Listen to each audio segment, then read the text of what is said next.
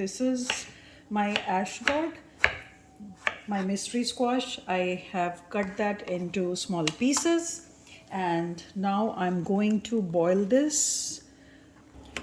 So as you can see, I am boiling my Ashgourd in water, and I have also put some turmeric and like 1 spoon of turmeric and 1 spoon of salt in it. So some of them have already boiled.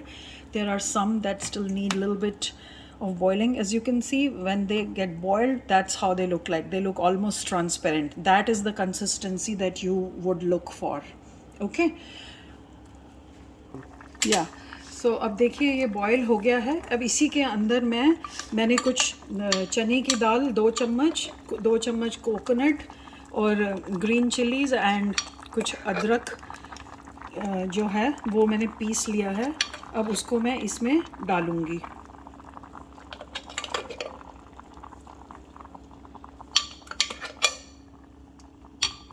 इधर मैं तड़का लगा के लिए मैंने ये seasoning तैयार कर ली है.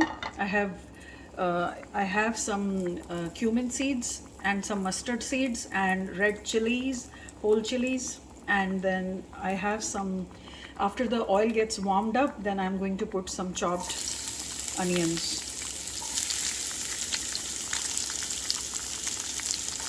Yeah, as you can see now, these onions are getting cooked with oil and the seasonings. I'll put some spices in it like red chili pepper, some turmeric, and once they are like a little bit golden brown, then I am going to put everything in this simmering kadhi. So this is how Ashgourd kadhi is made. Yeah, so now you can see the onions are almost cooked, and I'm going to put my spices so they can kind of mix well with the spices, and then they're good to go. So I am going to put some red chili powder, some turmeric, some coriander, and that's it. After this is cooked, I am going to put this whole thing in my